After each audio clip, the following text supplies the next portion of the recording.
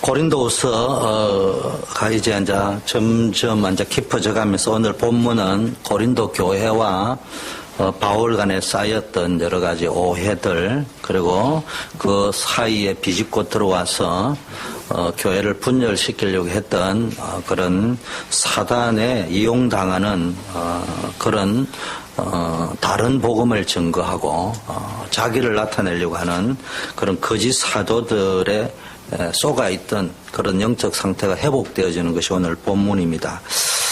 어쩌면은 클라이막스일 수도 있습니다. 그래서 여러분이 이제 오늘부터 성경 보는 것들을요, 아마 주보에 보면은 요약본이 안 나가 있을 것입니다. 요약본이 왜 없냐 이러지 말고 앞으로 오실 적에는 다음 주에는 고린도 8장입니다. 그럼 여러분 뭐 했냐? 8장을 보고 첫 번째 제목을 한번 쭉 읽으시고요. 그 다음에 제목을 한 개든지 5개든지 10개든지 성경 본문에서 찾아보세요. 그러면 그게 요약이 됩니다. 그냥 제목만 찾으면 요약이 되게 되어 있습니다. 그 중에 이제 성경 구절을 2개든 3개든 5개든 제가 여기 보면 그래 되어 있습니다. 제목 이번에는 꽤 많이 찾았어요. 제가 주일날, 수요일날, 토요일날 주일 새벽에 하는데 어떨 적에는 제목이 2개만 나오는 데가 있고 10개 나오는 데가 있고요. 3개 나오는 게 있으면 쭉 적으면 그 요약이 되는 겁니다. 그래서 오늘은 8개인데 그럼 8개면 이제 8개 다 하는 거예요. 어떨 때는 5개 하는 거고 2개 나오면 2개만 하고 1개만 나오면 1개만 하는 거고 앞으로 이제 왜냐 여러분들에게 복음과 전도를 설명은 해야 되겠는데 노트 정리 가지고는 안 되겠다. 성경 한 것만 들고 다니면은 그냥 여러분이 알아서 어디든지 보면은 성경을 보는 눈만 열려 있으면 돼요. 그럼 어렵지 않고요. 그 다음에 신앙생활은 항상 성경에서 나와야 됩니다. 제가 하는 말, 저는 여러분이 제 메시지 은혜 받고 그 정도를 넘어서 나의 메시지를 추종하고 다른 사람 말 안 듣고 내 메시지만 좋다면 너무너무 좋지. 근데 그게 사람의 천성이라니까. 근데 거기에 사단이 역사해 버립니다. 그러니까 여러분이 항상 성경 말씀을, 그래서 데살로니가 교회는 목사님의 말씀을 듣고 바울의 말을 듣고 의심을 해서 다시 본 게 아니고 그거를 다시 가져가서 성경과 보면서 자꾸 상고했단 말이에요. 깊게 묵상했다 이 말이에요. 여러분 이제 이런 훈련이 되어져야요 됩니다. 치유 사역 하는데요. 치유 메시지 들으면은 도움이 됩니다. 그런데 그것까지는 치유가 안 돼요. 성경 읽으면 치유됩니다. 기도가 왜 안 되는 줄 압니까? 성경이 귀에 들어오면은 기도가 됩니다. 예배가 왜 지루하고 재미없는 줄 압니까? 성경을 평소에 읽다가 오면요 예배 시간이 기다려집니다. 그런 게 있습니다. 그리고 여러분 성경을 쭉 읽으면 나도 모르게요 일주일 내내 모든 포커스가 하나인 게 집중이 되어집니다. 그게 아주 필요합니다. 자, 그래서 첫째는 하나님의 약속을 가진 사람들의 삶. 1절에 보니까요. 그런즉 사랑하는 자들아 이 약속을 가진 우리는 하나님을 두려워하는 가운데서 거룩함을 온전히 이루어 육과 영의 온갖 더러운 것에서 자신을 깨끗하게 하자. 오늘 보니까 이 약속을 가진 자. 어떤 약속을 가졌다는 말이에요. 이 약속을 가진 자. 저와 여러분은 어떤 약속을 가졌습니까? 나는 그들의 하나님이 되고 그들은 나의 백성이 되리라. 16절에 나와 있죠. 18절 상반절에는 너희에게 아버지가 되고 너희는 내게 자녀가 되리라. 18절 하반절에는요. 그분이 이렇게 하십니다. 자녀가 되리라고 하신 전능하신 주의 말씀이니라. 이게 뭡니까? 여러분이요. 이 약속을 우리가 가졌다. 이게 일주일 동안 묵상이 돼요. 나는 도대체 어떤 약속을 가지고 있느냐? 우리는 왕같은 제사장, 거룩한 나라, 그의 소유된 백성이 우리의 정체성입니다. 아멘. 그동안에 계속 그리스도의 대사, 사신, 편지, 향기, 우리의 정체성입니다. 무엇보다도 하나님의 자녀예요. 아멘. 이전에는 하나님이 두려웠는데 이제는 하나님을 아버지라고 부를 수 있어요. 어려울 때마다 하나님을 나의 아버지로 부를 수 있는 법적 자격이 주어졌습니다. 이게 보통 은혜가 아니에요. 그런데 그 전능하신 하나님이 말씀으로 우리에게 약속을 줬습니다. 우리는 약속의 자녀예요. 여러분, 예수를 믿고 하나님의 자녀가 되었다는 말은 하나님의 말씀, 기록된 하나님의 말씀의 약속 그대로 우리가 응답받을 수 있는 약속의 자녀가 되었다 이 말이에요. 자, 그러면은 두 번째, 이런 약속을 가진 사람은 하나님을 두려워하는 가운데 거룩함을 온전히 이루어 육과 영의 온갖 더러운 것에 자신을 깨끗하게 하자 이 말이 뭐냐? 이런 약속을 가진 사람의 삶의 자세, 삶의 모습은 어떻게 해야 되느냐? 그걸 가르쳐주는 본문입니다. 하나님을 두려워하는 자세를 가지고 가요. 오늘 오픈 예배 때 이런 메시지가 나왔어요. 한나가 기도했는데 자식이 없어서 기도한 게 아니고요. 뭘 받냐? 다 있는데 제일 중요한 복음이었구나. 언약궤는 있는데 언약은 없구나. 잘난 사람고 똑똑한 사람은 많은데 하나님이 찾으시는 전도자는 없구나. 그래서 내가 이 복음을 회복하고 껍데기 붙잡고 있는 언약이 아니라 진짜 언약을 가지고 있는 나시린, 진짜 하나님의 뜻대로 전도자의 한과 심장을 가지고 있는 하나님의 마음을 가지고 있는 나시린, 그걸로 기도했습니다. 우리는 왜 성경을 보자고 이야기합니까? 언약궤를 지고 있다고 되는 게, 일부 예배 안 오신 분은 모르겠지만요, 사무엘에 보니까 전쟁에서 블레셋과의 싸움에서 3,000명이 죽었어요. 그러니까 사람들이 고민을 하다가 뭐냐, 야, 실로에 있는 언약궤를 가져오면 안 이기겠냐? 그걸 가져왔는데요, 3만 명이 죽어버렸어요. 이게 무슨 이야기냐? 언약궤만 부적처럼 가지고 오면 이긴다고 되는 게 아니고 언약이 있어야 됩니다. 이스라엘과 유대인들이 포로로 잡혀갔는데 우리는 하도 인이 박힌 게 선민 사상에 유대인들이 빠져가지고 전도 선교를 안 해서 그렇다는데 그건 맞습니다.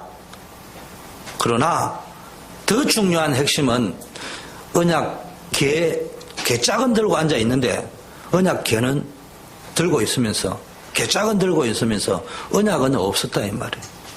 제사라는 예배는 드리는데 제사에 담겨있는 인애는 없었다 이 말이에요. 우리가 궤짝 들고 있는 거 아니에요? 주문 들고 있는 거 아니에요? 부적 들고 있는 거 아니에요? 왜 기독교인이 불신자보다 못합니까? 예수를 부적으로 들고 있기 때문에. 왜 우리 단체 사람들이 다 그런 건 아니지만 응답을 못 받고 치유 대상자들이 많습니까? 생각해 봐야 됩니다.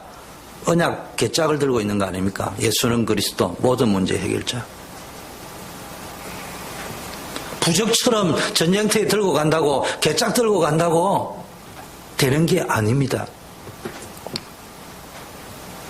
정말 우리는 하나님을 믿는 약속의 자녀답게 살아야 돼요. 하나님을 두려워하는 자세. 그럼 또 이야기하면, 어이구, 저 다락방면 아니네. 하나님은 두려우면 안 되는데, 율법인데. 맨날 이제 고공식이 나도 모르게 머리에 팍팍 지나가는 사람이 있어. 여기는 구원받지 못하는 자들이 하나님을 두려워한다는 그런 의미가 아니고, 하나님을 공경하고 경외하고, 혹시 내가 하나님의 언약의 자녀지만 의심스러워서 떨어질까 두려워하는 것이 아니라 하나님의 은혜 속에 머물지 못할까 늘 두려워하고, 구원받았으니까 부어라 마시라, 그건 답게 사는 게 아니란 말이에요. 약속의 자녀답게. 하나님의 말씀의 원리대로 살아야 한다. 율법주의자가 되라는 말이 아니고 말씀 속에 하나님의 뜻대로 살아야 된다. 제가 여러분 성경 읽으라는 것은 성경 박사가 되라, 지식을 많이 가져라는 말이 아니고 그 속에서 지식이 아닌 하나님의 뜻을 찾아내라. 하나님의 뜻 중에 뜻은 구원받은 백성이 거룩함을 온전하게 이루어 육과 영의 온갖 더러운 것에서 자신을 깨끗게 하는 것이다. 몸과 마음을 성결케 한다 이런 말도 되겠지만 구별된 삶, 복음에 합당한 삶, 이런 말하는 저도 넘어질 때 있어요. 수시로 제시할 때 있습니다. 그때마다 다시 회개하고 용서를 구하고 다시 어떻게 하나님이 원하는 삶을 살 것인가, 그 신앙이 회복되어야 된다.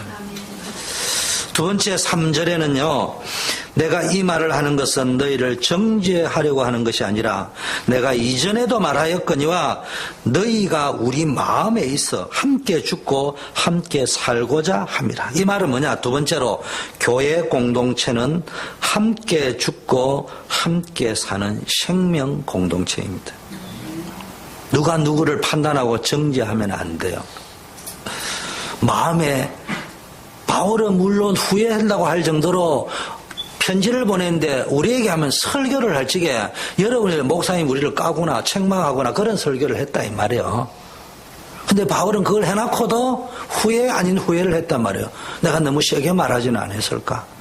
근데 바울의 마음속에는 그들을 정죄하고 쫓아내려고 한 것이 아니라 마음에 담고 함께 죽고 함께 살고자 하는 마음에서 그런 편지를 보냈고 그런 책망성 설교를 했다는 이야기입니다.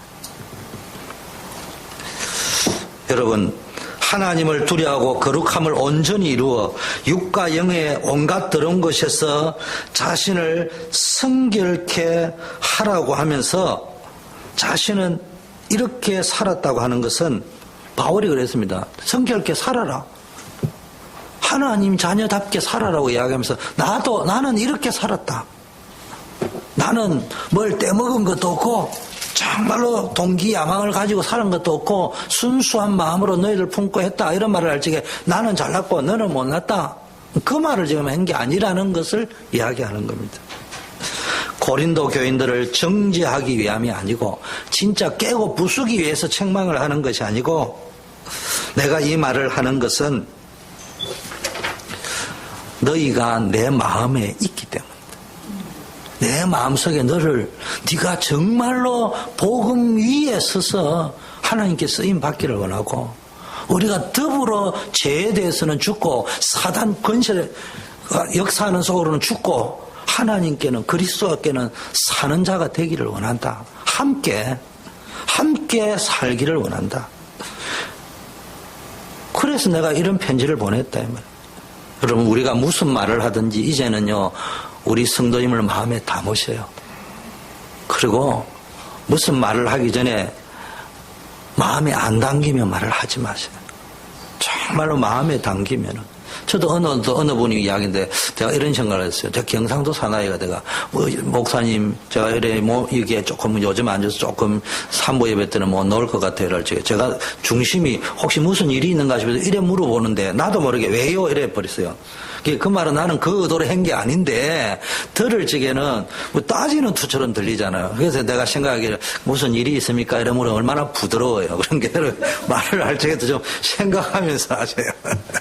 제가 앉아있어, 참, 앉아있으면 생각이 드는데, 나도 모르게 나오는 게, 왜요? 하는데, 그 왜요가 원래 따지는 게 아니고, 혹시 무슨 일이 있습니까? 기도를 해드려. 이게 의도인데, 이게 왜요? 이게요? 다르고 다릅니다. 그러니까 여러분, 혹시 바탕하고도 느껴지면, 이제 우리가 표현 양식도 다르게 한번 해보려고 하대요. 그런데 더 중요한 거는 표현 방식이 아니고, 진짜 그 영혼을 마음에 담고 있느냐. 우리 교회 초대교회 공동체는 실수는 있을 수 있잖아요.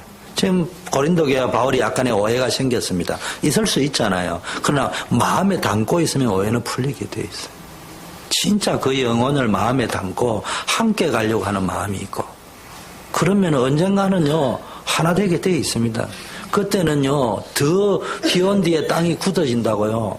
신뢰가 공고하게 되어지게 돼 있습니다. 여러분 꼭 마음에 담으셔요. 영혼을 마음에 담는 공동체가 되어야 됩니다. 우리는 아는 게 많고 복음을 많이 알아가. 너는 복음, 너는 율법, 종교 아니고 맞고 막 이래서 하면 안 돼요. 마음에 담고. 그 다음에 어떤 말을 할 적에도 비판이 아닌 상대가 들리 약간 오해할 수 있는 것이라 하더라도 이건 내가 어떤 말을 해줘야 되겠다고 할 적에는 마음에 담고 기도하고 함께 가기 위한 또 여러분이 들을 적에도 목사님이나 사역자가 이야기를 함께 가고자 하는 말이구나. 그렇게 알아요. 함께 안 가려면 말할 필요가 없어요. 이건 반드시 써야 되기 때문에 책망을 해서라도 곱고 바르게 가서 하나님의 일꾼으로 함께 써야 되기 때문에 바울이 책망한 것이지 고린도 교회를 버렸다면 버린 데를 왜 말을 합니까? 말을 해야 될 이유가 없잖아요. 그래서 우리가 책망, 그러면 교회는 책망을 없으면 되냐? 교회는요, 위로만 있어야 될 게고 책망의 메시지도 있어야 됩니다. 그렇죠. 가르치려고 든다 이렇게 생각하지 말고요. 책망한다, 깬다 듣지 말고요. 마음에 나를 담고 있구나. 우리 성도님들 가운데 목사님이 제일 나를 마음에, 여러분 사실이 그렇습니다. 용서하세요. 여러분이 저한테 한 번도 안 깨졌다. 아직도 제가 여러분을 의식하고 있다는 거예요. 어떤 의식을? 육신적으로 의식하고 있다는 거예요. 그 마음껏 깨고 부술 수 있다는 말은 그냥 영원히 함께 갈 사람이구나. 이렇게 느껴지기 때문에 할 수 있는 거예요. 그리고 또 여러분은 그래 들어야 되지만 사역자는 또 말을 할 적에 나는 그런 오다다 이렇게 이야기해보면 나는 뒤끝이 없어. 어떤지 지는 뒤끝이 없는데 맞은 놈은 뒤통수 깨져 수술해가 20바울 짚고 왔다니까. 그러지 말고 마음에 담고 다시 한번 생각하고 기도하면서 그리고 내가 그런 마음을 담고 있노라를 어느 정도는 오해를 하더라도 조금만 생각하면 느껴질 수 있는 상태에서 말을 해야 된다고. 밑도 끝도 아니고 왜 그런데 자꾸 그러지 말고 나는 되는데 니는 왜 안 되느냐. 그런 식의 이야기 하지 마세요. 제가 늘 이야기합니다. 주일 성수 하세요. 11조 꼭 내세요. 그러나 못할 수 있습니다. 그걸 가지고 나는 내는데 왜 못 내? 그러면 안 돼요. 제가 강단에서 설교할 때 제가 그래 하지만 밑에서 그래 하는 거 봤습니까? 제가 강단에 올라와서 주일 성수해라, 11조 내라, 헌금 내라 이야기하지. 밑에서 그 헌금도 안 내고 그러냐? 주일 성수 뭐 그런 소리 저는 안 합니다. 그럴 수 있잖아요. 정말 우리가 한번 생각해 봐야 됩니다. 하나님의 은혜가 있고 역사가 임하면 회복되게 되어 있습니다. 누구는 하기 싫어서 안 합니까? 우리 가운데. 누구는 기도하기 싫어서 안 합니까? 우리는 기도 안 하는데 마음이 없어서 못 하는 거지. 그런 소리 하지 마세요. 그냥 기도하세요. 기도하니까 이렇게 좋더라. 전도하니까 이렇게 좋더라. 예배 드리니까 너무너무 좋더라. 그런 감정을 가지고 우리 은혜를 나누다 보면요. 혹시 모르게 실수로 나가는 것도 수용이 되잖아요. 하는 사람이나 그 말을 듣는 사람이나 복음적으로 좀 해석하고 들으면은 얼마나 아름다운 공동체가 되겠냐고. 하는 사람도 이런 중심으로 하는데 실수를 했을 수도 있겠다. 아니면은 실수를 했다 하더라도 그 중심은 나를 누구보다 사랑한다는 말이구나. 이렇게 들으면 좋겠고요. 말을 하는 사람도 그냥 그때 나도 모르게 생각하지 말고 말하기 전에 그 영혼을 먼저 마음에 진심으로 담고 내가 어떤 의미에서는 판단하고 정지하고 잘난 체 하는 거라면 하지 말고 두 번, 세 번 양심을 걸고 아무리 기도해도 난 그 영혼을 너무 사랑하기 때문에 이 말은 꼭 해줘야 되겠다고 생각할 적에 난 정말로 기도 이렇게 했다. 너를 위해서 이렇게 기도했다. 그래서 우리 함께 가야 되지 않겠냐. 진솔되게 이야기를 한번 나눠보고요.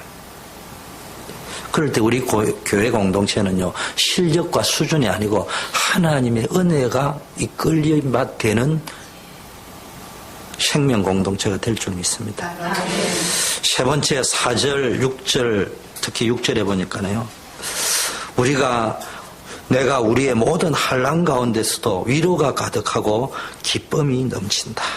우리가 마케도니아에 이르렀을 때도 우리가 육체가 편하지 못하고 사방으로 환난을 당하여 밖으로는 다툼이요 안으로는 두려움이었다. 6절에 그러나 낙심한 자들을 위로하시는 하나님이 디도가 옴으로 우리를 위로하셨다. 무슨 이야기냐? 하나님은 낙심한 자들을 위로하시는 하나님이에요. 그러고 우리의 기쁨이 충만하게 하시는 분입니다. 이렇게 말한 이유는 뭡니까? 사실은 바울이 마케도니아에서 전도에 큰 문이 열렸습니다. 그래서 에베소나 사도행전 7장, 18장, 19장에 가면 전도에 막 문이 열리기 때문에 굉장히 행복해 보이지만 지금 바울이 고린도에 고백하기로는 그 내면에는 굉장한 어려움이 있었다. 그래서 심지어는 밖으로는 다툼이 있고 안으로는 두려움이 있었다. 복음의 사명 때문에 집중을 하고 있었지만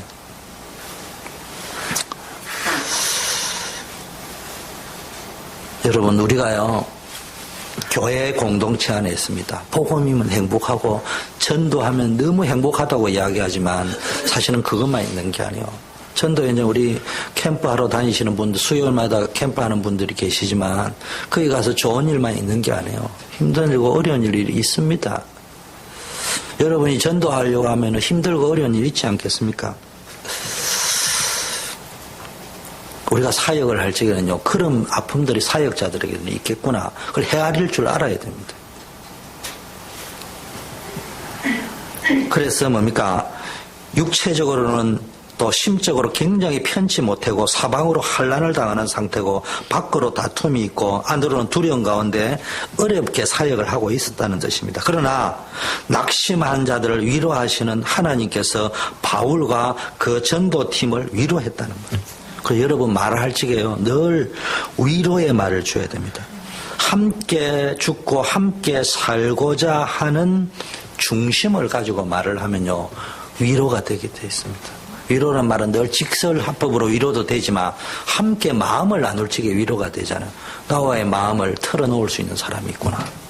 내 말을 들어줄 수 있는 사람이 있겠구나. 아무 의심 없이 진실되게 대화를 나눌 수 있는 지체가 있구나. 그럼 위로가 되는 거예요. 그럼 바울이요. 고린도 교회가 세상 사람이 말하는 표현로 하자면 무식하고 단순하게 내 편이 되었구나. 우리는 제가 이 표현을 안 하는 것은 너무 세속적인 생각을 가질까 싶어서 이 표현을 안 하는 거지. 이야기 쉽게 말하면 저 사람은 내 편이구나. 누가 뭐래도 내 편이구나. 그러세요. 우리 아들, 딸이 이게 내가 좋은 아빠가 아닌 거는 틀림없습니다. 그러나 그럼에도 불구하고 우리 아들, 딸이 아빠는 무조건 내 편이라고 생각해야지 적이라고 생각한 적은 없을 거예요. 내가 깨고 부수고 박살을 내도 아빠는 무조건 내 편이라고 믿지. 깼다 부쉈다는 걸 기억이 안 남아요. 그건 뭔 줄 압니까? 드러난 표현 말고 뭔가가 담겨 있다는 거야.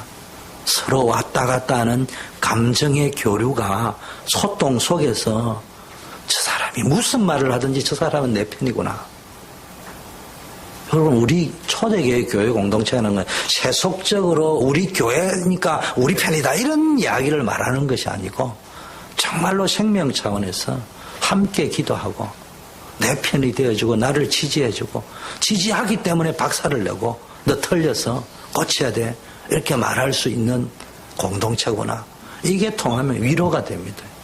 그냥 여러분 만나면 위로되는 거예요. 목사님 만나면 위로되고 권사님 만나면 위로되고 있는 것 자체로 위로가 되고 생각만 해도 위로가 되고 바울이 이 말을 하고 있는 거예요. 그런데 낙심한 자들을 위로하시는 하나님인데 이 하나님이 특히 고린도 교회를 통해서 디도가 옴으로 우리를 위로했다. 사실은 뭐예요? 하나님이 위로한 거지만 눈에는 뭐예요? 고린도 교인 때문에 위로가 되었다 이 말이에요. 고린도 교회가 여러분 교회가 정말 복음 안에 든든히 서갈 때 성도들이 교인들이 복음 안에서 다시 일어서서 세움을 입고 믿음으로 갈 때요 목사가 가장 행복합니다. 목사 언제 행복했냐? 여러분이 다 지약 먹은 닭처럼 고개 푹 숙이고 다니면요 부단히 내가 뭐 잘못했는 것 같기도 하고요. 또 내가 아무리 들어도 내가 잘못한 게 없다 하더라도 여러분이 그래 살면요 저도 어떻게 하면 어떻게 할 거냐. 그것도 우리는 영적이니까 세속적으로 위로해줘봐야 그게 알고 보면은 도움이 전혀 안 되거든. 그럼 세속적으로 그래 해주는 게요, 당장 좋아 보여도요, 조금 장기도 아니에요. 중기적으로 봐도요, 전혀 도움이 안 됩니다. 그런 말을 함부로 맞장구는 못 쳐주고, 그러다 보니까 저 사람은 또 맞장구 좀 쳐줬으면 싶은데 안 쳐주니까네 그거 할 거지만은 내 마음속에는요. 여러분, 고린도 교회가 뭡니까? 디도가 온 것만으로 기쁨이 되었다는 말은 고린도 교회가 디도를 보내준 그것만으로도 큰 위로가 되고 기쁨이 되었다. 이 말은 우리가 복음 중심, 말씀 중심, 은혜 중심을 가지고 하는 작은 전도의 일이 굉장히 큰 위로가 된다. 기쁨이 된다. 여러분이 각자 이것을 찾아내세요.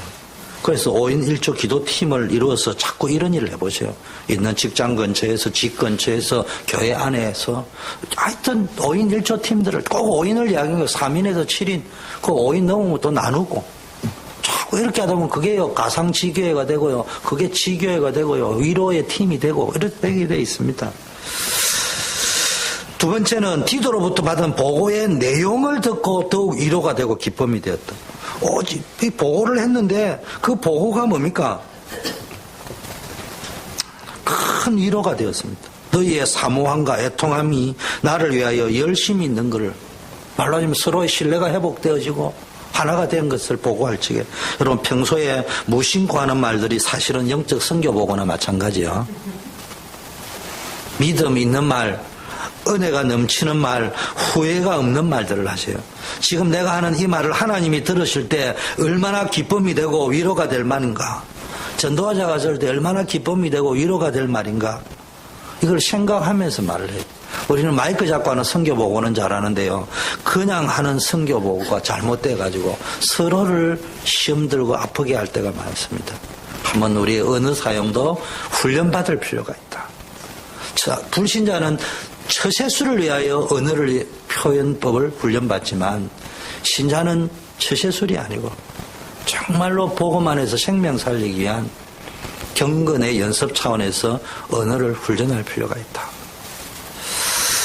네 번째, 하나님의 뜻대로 하는 근심과 세상 근심의 결과는 다르다. 10절에 보니까 하나님의 뜻대로 하는 근심은 후회할 것이 없는 구원에 이르게 하는 회개를 이루고, 세상 근심은 사망을 이룬다. 그러므로 내가 편지로 너희를 근심하게 한 것을 후회했으나, 쉽게 말하면 설교로 너희를 책망한 것을 후회한다, 이런 말입니다. 그러나 지금은 후회하지 아니하면은 그 편지가, 그 설교가 너희로 잠시 근심하게 했지만 결국은 구원에 이르는 회개를 낳았기 때문에, 바울이 그 설교, 그 편지를 하고 굉장히 후회하고 근심을 많이 했다는 말입니다. 내가 혹시나 그들을 마음에 담지 않고 그냥 내 단임 목사의 권위를 가지고 자신을 정죄하고 깨고 박살낸 것은 서로 받아들여지지는 않았을까? 이런 근심을, 내가 이 말을 할까 말까 하다가 했는데 혹시 제대로 못 알아듣고 오해를 하고 시험에 들면 어쩌나는 근심과 후회가 바울에게는 있었다. 고린도 교인을 정죄하려고 쓴 편지나 설교가 아니었는데, 고린도 교인들 마음에 품고 죄에 대하여 함께 죽고 의에 대하여 그리스도 안에서 함께 살고자 하는 마음에서 한 것이지만, 혹시 내가 너무 성급했던 것은 아닐까? 아니면 너무 세게 책망한 것은 아닐까? 내가 또 잘못 생각한 건 아닐까? 이런 근심과 후회가 있었다. 그런데 고린도 교인들이 바울의 설교와 편지를 듣고는요, 시험에 들지 않고 도리어 회개했습니다. 그래서 1절 말씀처럼 하나님의 복음의 약속을 가진 자들로서 하나님을 두려워하는 가운데 거룩함을 온전히 이루어 육과 영의 온갖 더러운 것에서 자신을 깨끗게 하는 삶을 살게 되었다는 보고를 디도를 통해서 받고 보니 지금은 근심이 아니라 큰 기쁨이 되었습니다. 바울이 한 말이, 하나님의 뜻대로 하는 근심은 후회할 것이고 구원에 이르는 것이요, 세상 근심은 사망을 이루는 것이다. 그래서 이 말을 한 거예요. 9절에서 바울은 하나님의 뜻대로 하는 것이면 아무 해도 받지 않게 되는 것이죠. 11절에 고린도 교인들이 하나님의 뜻대로 한 복된 결과들이 언급되어져 있는데요. 복음 사랑하는 자들의 외적인 모습이 기록되어 있습니다. 하나님의 뜻대로 하는 것이신 복음 사랑하는 자들의 외적인 모습. 하나님을 사랑하는 자, 곧 그 뜻대로 부르시는 자에게는 모든 것이 합력하였습니다. 구원에 이르는 정말로 아무 해도 받지 아니하고 도리어 합력하여 선을 이루는 큰 응답을 받는 근심이 있습니다. 어떤 것인지 볼까요? 첫째, 하나님의 뜻대로 한 이 근심이 너희로 얼마나 간절하게. 바울의 책망성 편지를 듣고 처음에는 시험에 들 뻔도 했지만 참된 해결을 한 후 고린도 교인들은 전에 무관심하게 대했던 바울을 간절히 사모하고 이전에는 바울을 미워하고 싫어하고 오해도 했으나 이제는 바울을 간절히 사모하고 여러분, 목사님이나 사역자들을 오해하기 시작하면서 가장 큰 문제가 메시지가 기이합니다. 반대로 목사님의 또는 사역자의 중심이 믿어진다. 그러면 그때부터 먼저 오는 축복이 뭐냐? 메시지가 귀에 들립니다. 이 말의 의미는 하나님 축복하시는 자의 가장 큰 특징은 하나님의 말씀이 메시지가 들립니다. 그러면 아무 응답은 따라오는 것입니다. 누가 뭐래도 말씀이 귀에 안 들리면은 내가 응답을 억지로 만들려고 하게 되어져 있고요.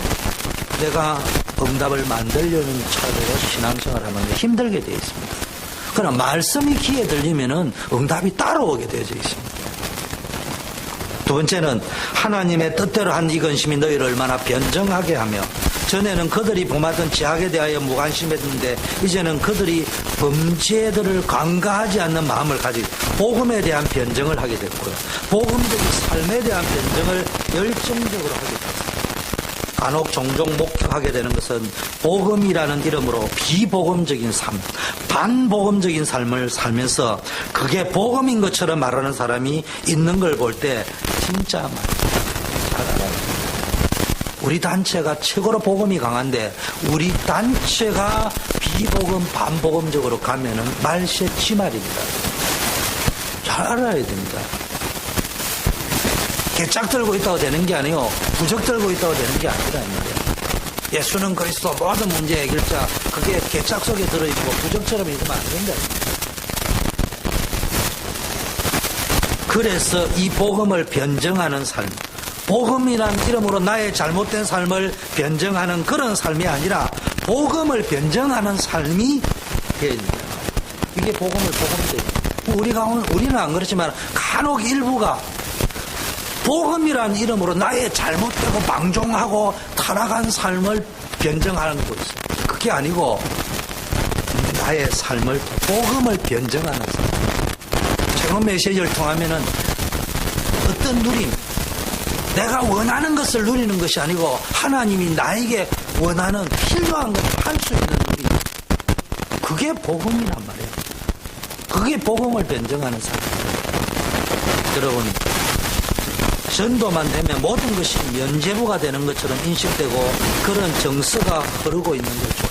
우리 단체는 그렇게 가르치지는 않는데 메시지를 전도 메시지를 계속 듣다가 보니까 여러분 어떤 착각과 혼돈 속에 들어가 있냐. 전도만 되면 모든 게 면죄부다. 이게 들어가 있던 사람이 일부 있다니까. 그건 뭐 우리 단체 보면 못한데 그게 너무 그쪽 메시지를 많이 듣다 보면 그래 기도 응답 메시지를 막 듣다 보면 기도 응답만 받으면 우리는 다 끝난 걸 생각하는데 이런 것이 나도 모르게 생길 수 있다. 여러분은 그런 흐름 속에 빨려 들어가면 안 됩니다. 이건 참된 복음입니다. 성경을 읽어야 한다고 주장하는 것은 그 자체가 성경적인 것이 아닙니다. 그러나 더 나쁜 것은 성경을 읽지 않도록 방치시키는 거예요. 성경 읽지 말라는 사람은 아무도 없어요. 그러나 그걸 방조하고 있던 거예요. 고린도 교회가 마치 복음의 범죄자들을 묵과한 것처럼 하나님이 보실 적에는요, 성경 읽지 않는 것을 방치한다면은 소망 없는 단체가 될 수 있습니다. 성경 좀 읽으세요. 사단의 역사는 항상 하나님의 말씀을 모르게 하고 오해하게 하고 가볍게 생각하게 하고 경시하게 만들고 무시하게 만드는 것이 사단의 원초적인 전략입니다. 창세기 3장의 문제는 바로 하나님의 말씀을 자기 기준으로 가감 첨삭해서 해석하게 사단이 그런 의식을 심어준 것입니다. 그것 때문에 인간이 하나님을 떠나게 되었고 이것이 바로 원죄의 뿌리입니다. 원죄의 뿌리, 세 가지 근본 문제의 뿌리가 뭐냐? 하나님의 말씀을 오해하고 무시하고 이게 사탄의 전략이고 사탄이 노렸던 목적입니다. 맞습니까? 제가 하는 말이 맞습니까? 제 말이 아니고 성경에 있는 말이다. 그런데 아담이나 아브라함 때는 뭡니까? 지금 우리가 처럼 알고 체험을 했는데 하나님 나타나죠. 지금 그런 식으로 안 하잖아요. 그러니까 우리가 하나님의 말씀을 들을 수 있고 하나님을 알 수 있는 유일한 길은 뭐죠? 성경밖에 없죠. 직접 나타나지 않는다. 그래서 우리는 성경을 통해서만 하나님의 말씀을 들을 수 있습니다. 그러면 그래서 사단은 성경을 못 읽게 만드는 거예요. 성경 박사가 되고 지식인이 되라는 말이 아니에요. 그러면 역사에 나타난 사단의 역사를 한번 보세요. 성경 못 읽게 하게 하는 방법입니다. 중세시대에는 사제들만 성경을 읽게 했습니다. 그래 종교개혁이 일어날 때 가장 중요한 거 종교개혁의 핵심이 뭡니까? 성경 번역. 모든 나라의 말로 성경을 번역. 모든 사람이 그래서 종교개혁이 가능했던 겁니다. 아니 그게 없었다면 종교개혁이 불가능했습니다. 모든 사람이 성경을 읽었기 때문에 종교개혁이 성경은 그런 게 아니구나. 사제들의 한 말이 거짓말이구나. 중세 시대의 반대가 개혁, 종교개혁을 했기는 개혁시대라는데 목사들은 저도 목사잖아요. 심리적인 문제냐 사람이기 때문에 목사님 말씀만 들으면 굳이 정신도 그렇게 주장하는 사람은 없지만 그렇게 방치되는 것을 양심껏 돌리지 않고 그냥 가는 것은 악한 생각입니다. 그래서 우리 조심해야 돼요. 진짜 여러분 우리 전도운동 하면서 성경 일독 해봤습니까? 성경 일독 안 하면 나쁘다 이 말을 이야기하는 게 아닙니다.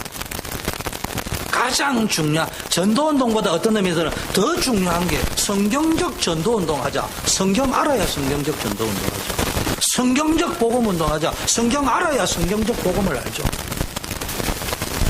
요 목사님이 하시는 말씀요, 주 목사님이 하시는 말씀요, 민 목사님이 하시는 말씀요, 그게 성경적인지 아닌지 뭘 가지고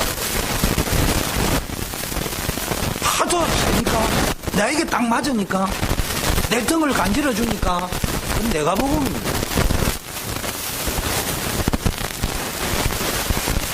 본인은 그렇게 안 가르친다. 누가 하나 어디 많이 들은 이야기죠. 새나라당에서 많이 하는 이야기입니다. 한국의 정치인들 여야야 나는 내가 그런 말 한 적 없다. 그걸 보고 보정스럽습니다. 본인이 그렇게 가르친 것은 아닌데 저 흐르는 흐름과 정서가 우리는 알게 하는 건 고쳐야 됩니다. 여러분 성경의 최종 근위는요 사람이 아니요 성경을 해석할 수 있는 분은 하나님인데 하나님이 안 보이기 때문에 성경을 해석할 수 있는 분은 성경밖에 없어요. 그래서 성경을 읽어요. 예를 들어볼까요? 우리는 모든 것을 복음으로 봐고 전도로 봐야 된다는데 오늘 1절에 이 약속을 가진 자는 하나님을 두려워하는 가운데 거룩함을 온전히 이루어 영과 육의 온갖 더러운 것에서 자신을 깨끗하게 하자 할 적에 일단 기록된 메시지는 자신을 깨끗하게 하자 이 말입니다. 일단 듣고 성경이 하는 깨끗하게 하자는 것을 인정하고 그 다음에 이 의미가 복음적으로 우리의 삶에 적용하기 위해서 복음과 전도 관점에는 어떻게 어플리케이션을 위해서 재해석을 할 것이냐, 그렇게 봐야 되는 것이지, 깨끗하게 하자, 그 율법이야, 복음 괜찮아, 그러면서 각종 예화를 갖다 대가지고 변정을 해가 들어간다. 이건 잘못된 복음입니다. 사탄 복음입니다. 내가 강조한 것을 위해서 성경 자체가 무시됐다. 그거는 사탄 복음입니다.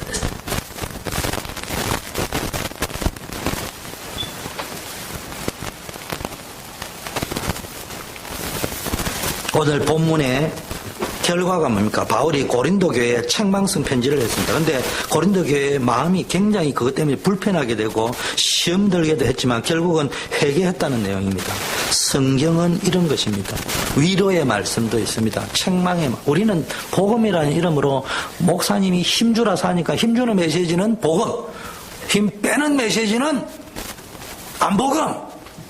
그런데 골프에는 헤드업 하지 마라, 힘 빼라 이런 많이 합니다. 운동에는 다 힘 빼라 합니다. 원래 전문가는 힘 빼야 되는 겁니다. 힘 빠져야 복음이 되는 거예요. 뭐 힘 들어간다, 틀린 거예요, 이게. 여러분, 복음과 전도에 관한 말씀도 있지만 복음과 전도를 이해한 사람이 실천하고 지켜야 할 말씀도 있다 이 말이에요. 만일 그 중에 자기에게 좋은 내용만 가지고 편집을 내가 신앙생활을 한다, 그것은 분명히 잘못된 것입니다. 직접 그렇게 가르치지 않았다고 할지라도 간접적으로 그 상황을 방치했다면은 고린도 교회처럼 철저히 회개해야 됩니다. 저도 목사지만 그러면 안 되는데 나도 모르게 내 메시지에 은혜 받고 내 메시지를 추종해 줬으면 하는 은근한 마음이 도사리고 있다는 것을 부정할 수는 없습니다. 그래서 여러분들도 그 정도 상식선은 알고 들어야 됩니다. 그러면 어떻게 하면 할까? 완벽한 방법은 아니지만 좀 제안을 하는데, 차 타고 다닐 때는요, 자기가 다니는 교회 강단 메시지를 들으세요. 그러나 본부 메시지 한 번 들으면요, 나 양심적으로 해야 됩니다. 자기 강단 메시지는 10번 들어야 됩니다. 본부는 전체를 들어야 되고요. 강단 메시지를 계속 들어야 여러분이 교회와가 예배드리가 되는 게 아니고요. 강단 메시지를 들으면서 그 안에 광고도 읽어내고요. 교회 전체 흘러가는 방향, 지금 뭐가 들어있는지 설교석에 다 들어요. 그게 캐치될 정도로 들어요. 그래, 교회하면 지금 교회가 어떻게 돌아가는지를 알고 있어야 됩니다. 차 타고 이동하는 것이 아니고 사무실에 있을 때는 시간이 난다면은 쉽게 말 성경 읽을 수 있는 시간이 될 때는 듣는 것보다는 읽어라. 한 주간을 성경을 읽다가 교회 와서 예배 말씀을 듣는 사람하고 그냥 온 사람하고는 은혜가 다르고 깨달음이 다릅니다.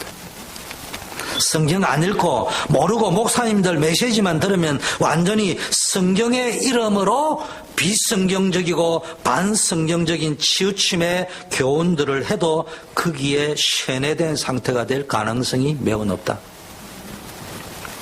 그렇다고 이 목사님 저 목사님 설교 많이 듣는다고 다 분별력 생기는 건 아닙니다. 오히려 지식과 정보는 많이 취득하게 될지는 모르지만 분별력은 더 헷갈릴 수 있습니다. 사람들이 어디에 착각을 하느냐, 자기가 많은 지식과 정보를 가지고 있으면 내 것이 되는 줄 착각합니다. 그래서 실패한 사람을 보면은 이외로 무식한 사람보다는 지식과 정보를 많이 가진 사람이 실패하는 겁니다. 나의 복음이라는 말은 많은 지식과 정보를 가지면 가능하다는 말이 아니고 내 것으로 만들 수 있는 능력이 있어야 되는 거예요. 영적 분별력을 많은 성경적 지식과 정보를 가진다고 되는 것이 아니고요. 오히려 평소에 성경을 꾸준하게 읽는 사람은 정상적인 예배생활, 정상적인 교회생활을 하면 충분히 생깁니다. 그래서 평상시 꾸준히 성경 읽으면서 주일 예배를 드리며 강단 메시지 속에서도 충분히 변별력을 가질 수 있습니다. 하나님의 뜻대로 한 이 근심이 얼마나 분하게 하며 교회 안에서 일어났던 비복음적이고 반복음적인 범죄들을 스스로 묵과함으로써 하나님의 이름을 더럽힌 자신들에 대하여 붕괴하는 마음을 갖게 되었다. 가장 큰 어분이 어떤 어분입니까? 성경 못 읽게 만들어버린 분위기를 만들어버린 것에 대한 어분을 가져야 됩니다. 자꾸 이 핑계 저 핑계 되면 안 돼요. 회개해야 됩니다. 나는 우리 단체 다 좋습니다. 그런데 간혹 목사님들이 와서 이러니까 자꾸 그냥 우리 솔직히 인정하는데 우리가 성경을 내가 그렇게 가르친 건 아닌데 그런 분위기에 흘러간 걸 막지 못한 거 인정한다 이래야 되는데 너 평신도 성경 읽을 시간이 어디 있으면 안 읽어도 된다 이래서 자꾸 성경 아멘 사고 그 다 사기꾼들이 하는 이야기입니다. 목사님들이 먼저 회개됩니다. 역사는 반복됩니다. 아까 말한 성경 못 읽게 하는 형태가 다를 뿐 것이지 사단은 사제들을 이용했고 중세 때는 개혁 때는 목사님들을 주로 사용해서 성경 안 읽어도 되게 만드는 성경 못 읽게 만드는 흐름을 방치하게 만들거나 적극적으로 조장하게 만들었다. 여기에 속으면 안 됩니다. 어느 단체든지 그러면 그 단체는 망하게 돼 있는 거예요. 오직 복음으로 들어가야 됩니다. 그래서 저는 이걸 설교를 준비해서 결론 내렸습니다. 오직 복음으로 돌아간다. 워싱턴 초대교회는. 그리고 오직 성경으로 돌아간다. 그리고 더 중요한 거 오직 은혜로 돌아간다. 그리고 그 힘으로 올바른 전도운동, 선교운동 할 것이다. 그것이 하나님이 이 시대에 원하는 교회다. 그 교회를 안 할 것이면은 내가 사례비 받아먹고 밥 먹고 살려고 담임하면은 밥은 먹는지는 모르지만 나와 내 가문은 망할 것이다. 거기에 대한 결론이 났어.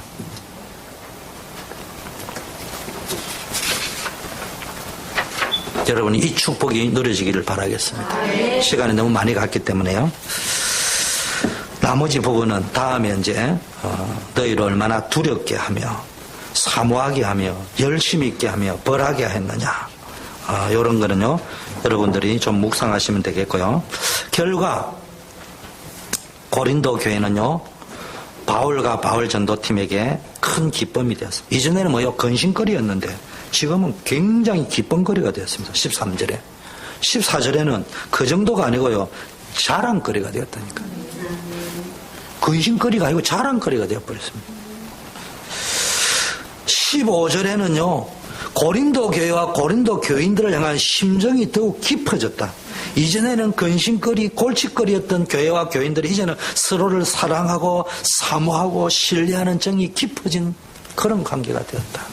16절에 내가 범사에 너희를 더욱 신뢰하게 되었다. 이제는 막 완전히 고린도 교회를 믿게 되고 서로가 서로를 믿고 전도와 선교 사역을 해서 협력해 나갈 수 있는 그런 관계가 되었다. 여러분, 우리에게도요, 우리 초대교회에 이런 역사가 일어날 줄 믿습니다. 하나님 아버지 감사합니다. 하나님이 찾으시는 교회. 한나가 이 시대에 자식이 없어서 기도한 것이 아니라 이 시대에 무엇이 없는지, 복음이 없구나. 모든 것 다 있지만 언약 개짝은 있는데 언약은 없구나. 대단한 사람들은 많이 있는데 이 언약과 복음 가진 하나님의 사람은 없구나. 그래서 나시린 기도를 했듯이 교회가 너무 많은데 초대교회가 꼭 필요할 이유는 없을 것 같습니다. 그렇다고 우리 잘났다고 뽐내기 위한 특수한 캐릭터를 가진 교회도 만들 이유는 없을 것 같습니다. 그러나 하나님, 이 초대교회가 이 시대에 나시린의 사명을 감당하는 교회가 되게 하시고 교인들이 되어질 수 있도록 축복하옵소서. 예수 그리스도 이름으로 기도드립니다. 아멘. 네, 우리 회성하겠습니다.